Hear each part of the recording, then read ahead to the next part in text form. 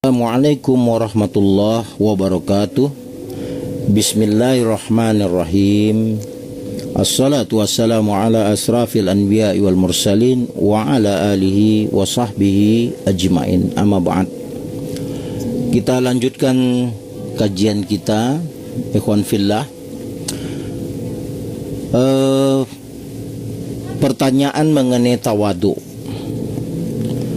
Tawadu yaitu sebagaimana yang Allah perintahkan di dalam Al-Quran, sikap tawadu ya, yang suka diindikasikan sebagai akhlak yang baik pada diri seseorang, yakni apabila kita tidak melihat diri kita ini lebih hebat, lebih tinggi dari orang lain atau dari yang lain dari diri kita, maka itu diartikan sebagai tawadu. Nah, sikap tawadu ini adalah sikap yang diajarkan oleh Rasulullah SAW, bahwa orang mukmin itu tidak pernah merasa dirinya lebih dari orang lain, yang tentunya itu ya secara hubungan sesama manusia tidak ada sifat merendahkan manusia yang lain. Jadi tanpa ada sikap merendahkan sesama manusia. Nah, sikap tawadu memang banyak diajarkan di dalam hadis-hadis yang sahih, ya, dicontohkan oleh Rasulullah SAW dan diperintahkan oleh beliau juga dalam Al-Quran. Sikap tawadu ini hanya akan dimiliki orang-orang yang hatinya betul-betul ikhlas kepada Allah, ya. Jadi tidak ada merasa lebih dari orang lain. Ya, kalau kita bersaudara, kita tidak merasa diri kita lebih dari saudara-saudara kita, merasa lebih dari adik-adik kita, merasa lebih diri kita daripada kakak-kakak kita. Kalau kita di kantor, ya kita tidak merasa lebih diri kita daripada teman-teman kita sekantor sejawat, ya, dengan atasan kita, dengan bawahan kita. Atau kalau kita dalam organisasi, ya kita tidak merasa di organisasi itu lebih daripada yang lain. Itulah sifat tawadu. Nah, sifat tawadu ini mencerminkan juga dalam pergaulan seorang mukmin yang berakhlak baik, ya. Karena itu terasa oleh orang lain, baik dari sisi perkataan, dari sisi perbuatan.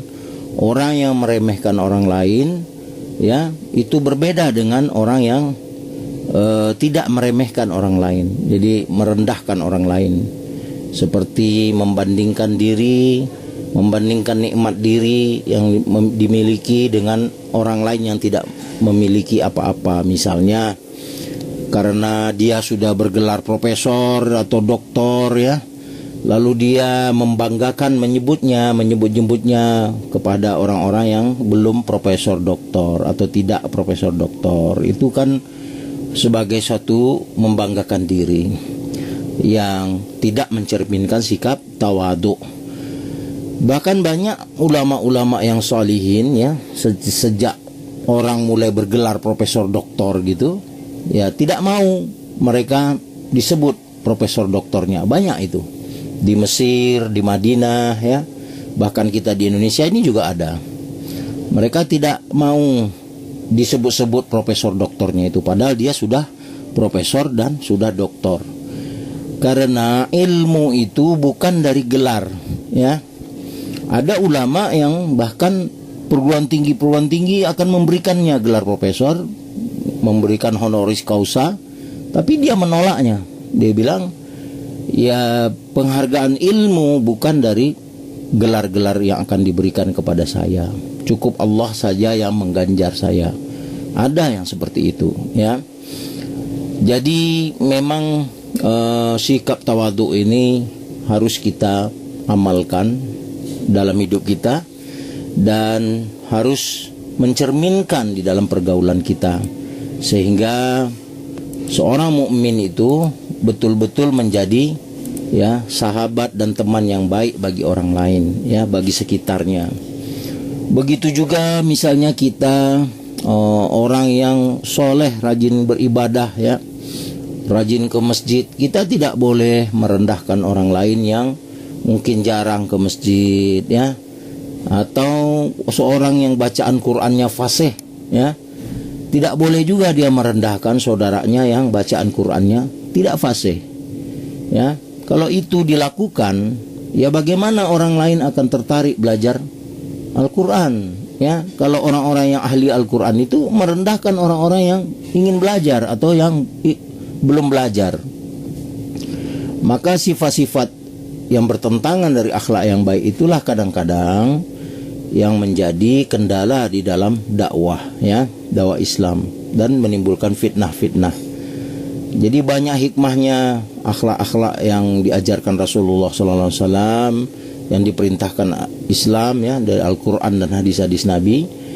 Hikmahnya sangat banyak sekali, ya, untuk mencapai kepada Islam rahmatan lil alamin itu, Islam yang memberi rahmat bagi semesta alam itu, ya, di antara pilarnya salah satunya itu adalah tawadhu itu. Kalau umat muslim lebih banyak yang bersifat tawadhu, ya, sehari-harinya dalam bergaulnya, juga tutur katanya itu lemah lembut, tidak kasar dalam pergaulan dengan siapapun, ya.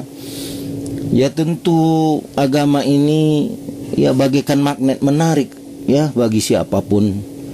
Tapi kalau lebih banyak yang bertutur kata itu kasar, mengatasnamakan agama, tapi tidak ada sifat tawadhu, ya, malah merendahkan orang lain, ya, kemudian memponis, juga ada sifat misalnya terlalu mengkritik orang-orang yang dianggap ilmunya di bawah dia, ya, nauzubillah min zalik. Akhirnya yang tumbuh adalah kesombongan, bukan berdakwah jadinya tapi kesombongan, atau terlalu menunjukkan keilmuannya, dia mengkritik ulama yang sudah wafat secara terang-terangan, bukan tujuan ilmiah misalnya, ya. Beda dengan ulama yang mereka menulis takhris hadis, ya. Misalnya Syekh Su'aid Al-Arnaud, ya, beliau mentahqiq kitab Ibnu Qayyim. Beliau mengkritik hadis yang dibawakan ini lemah, tapi beliau memberikan ini hadis yang kuatnya, tanpa menjatuhkan atau merendahkan ulama yang menuliskannya, ya. Nah, tidak dalam rangka untuk meremehkan itu, merendahkan, bukan, tapi itu karena perbuatan ilmiah, ya, dalam kajian ilmiah, yang apalagi dalam tulisan, dia harus menyampaikan takhrisnya tentang ini, hadis ini sahih atau tidak menurut pendapat beliau sebagai seorang ahli hadis. Beda itu dengan kita yang bukan ahli hadis, bukan ulama penulis, kita berceramah menggunakan bahasa-bahasa yang merendahkan sesama kita, ya, merendahkan ustadz fulan, merendahkan kiai fulan, ulama fulan, organisasi yang satu ini, yang ini, organisasi yang lain dijatuhkan, direndahkan. Itu bukanlah perbuatan dakwah yang tawadhu, ya. Kita tidak boleh merasa lebih tinggi daripada yang lain, tidak boleh merasa lebih hebat daripada yang lain. Karena apa? Karena sifat yang bertentangan dengan sifat tawadhu itu adalah sifat yang meremehkan orang lain, itu adalah sebagai pembuka dari banyak keburukan dalam pergaulan sesama manusia.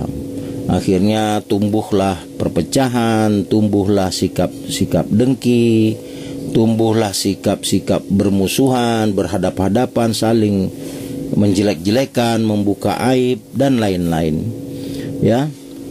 Sehingga Rasulullah SAW, ya, pernah menyampaikan bahwa, ya, mempertegas beliau tentang akhlak ini, jangan sampai ada sifat, ya, merendahkan orang lain atau sifat sombong, ya, sombong merendahkan orang lain itu tidak akan masuk surga seorang yang di hatinya itu ada sikap sombong, walaupun, ya, hatta itu sebesar biji sawi, ya.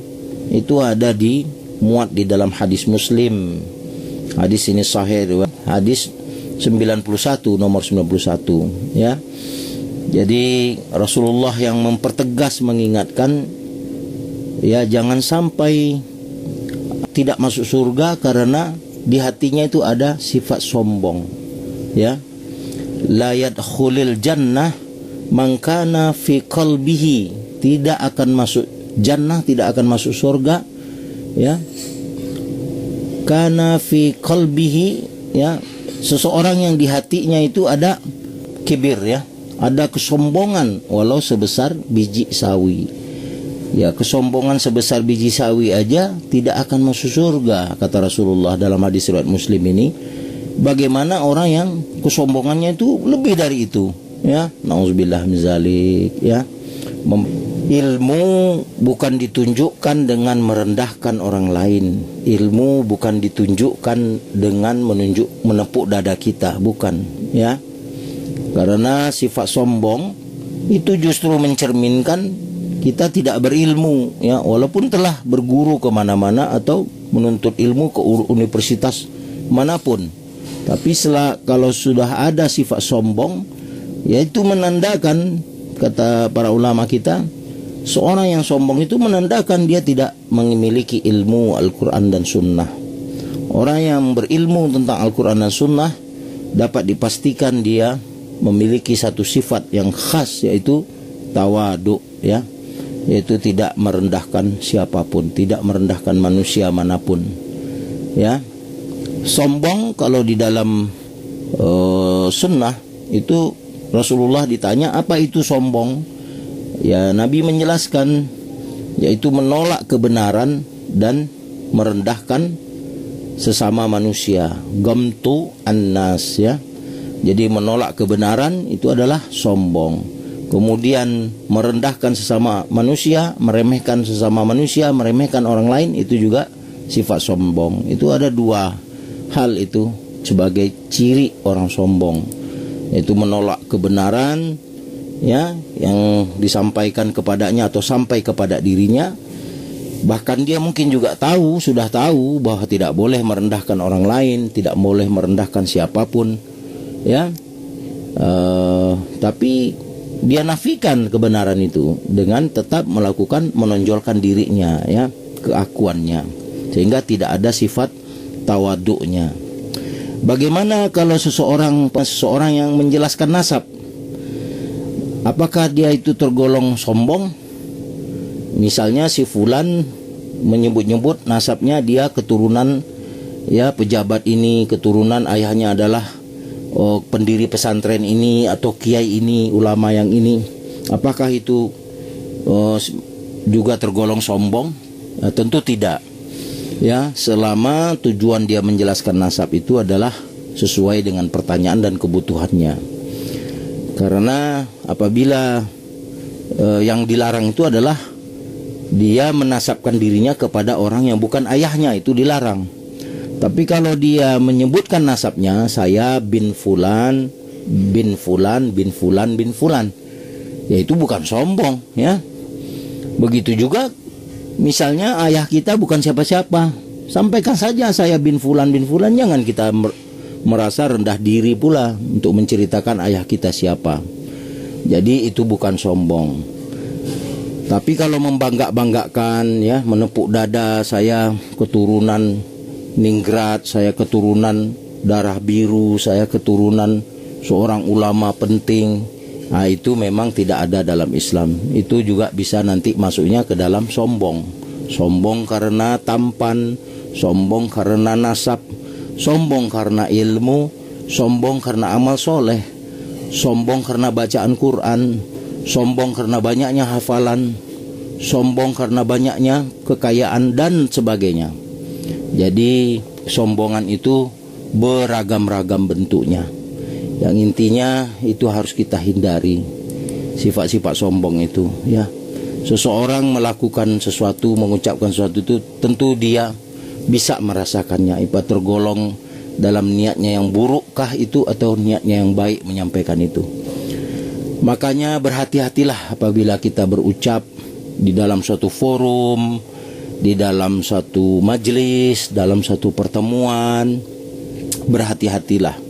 Maka ulama-ulama kita itu suka memberikan contoh, ya, ulama-ulama yang terdahulu yang soleh, Di akhir kalimatnya selalu mereka katakan, yang benar dari Allah, yang salah dari diri saya sendiri dan godaan setan yang terkutuk. Itu untuk menunjukkan sifat rendah hati kita. Jangan kita merasa benar aja, selalu benar yang kita ucapkan itu. Bisa saja yang kita ucapkan ini ada yang tergelincir dalam kesalahan. Nabi Muhammad saja yang ucapannya selalu benar, siddiq, ya, amanah, fatonah. Beliau tidak pernah berucap yang buruk, yang keji. Itu saja orang seperti beliau, akhlakul karimahnya luar biasa, akhlak yang agung kata Al-Quran. Banyak yang gak suka dengan beliau. Apalagi kita yang ucapannya, akhlaknya belum seperti Nabi. Tentu lebih banyak lagi yang tidak suka kepada kita. Di tengah ada orang yang suka kepada kita, pasti ada banyak pula orang yang tidak menyukai kita. Di tengah ada orang yang mendukung kita, pasti ada juga orang-orang yang tidak mendukung kita. Maka kita menerima itu dengan lapang dada, dengan ikhlas dan menyerahkan kepada Allah. Tapi kita tetap menggunakan sifat tawadhu, ya, rendah hati, yang tidak meremehkan orang lain, tidak berlaku sombong kepada manusia atau makhluk Allah yang lain. Demikian, semoga dapat menjadi pelajaran dan hikmah bagi kita semua, menjadi amalan bagi kita semua. Semoga Allah melindungi kita dari perbuatan-perbuatan akhlak-akhlak yang buruk, dan semoga Allah menolong kita untuk selalu teguh menjalankan akhlak yang baik, ya. Dan Allah tambahkan ilmu terus kepada kita setiap hari bil hikmah, ya. Warzuqni fahma, ya. Rabbi zidni ilma, minta kepada tambahan ilmu, juga pemahamannya dan amalannya. Demikian yang dapat saya sampaikan. Semoga bermanfaat. Jaga kesehatan. Mari saling mendoakan. Semoga kita semua selalu dilindungi oleh Allah Subhanahu wa taala. Dan saya juga mengucapkan takziah, ya, innalillahi wa inna ilaihi raji'un, dengan wafatnya kakanda kita Dr. Najamuddin Ramli, ya. Semoga Allah tabaraka wa taala mengampuni dosa-dosa beliau dan menerima amal kebaikan beliau dan dilipat gandakan pahala kebaikan beliau semasa hidup. Begitu pula istri beliau yang juga meninggal dunia, ya, sama-sama kena COVID-19. Inna lillahi wa inna ilaihi raji'un. Demikian yang dapat saya sampaikan, sahabat sekalian. Subhanaka la ilaha illa anta, astaghfiruka wa atubu ilaih. Assalamualaikum warahmatullahi wabarakatuh.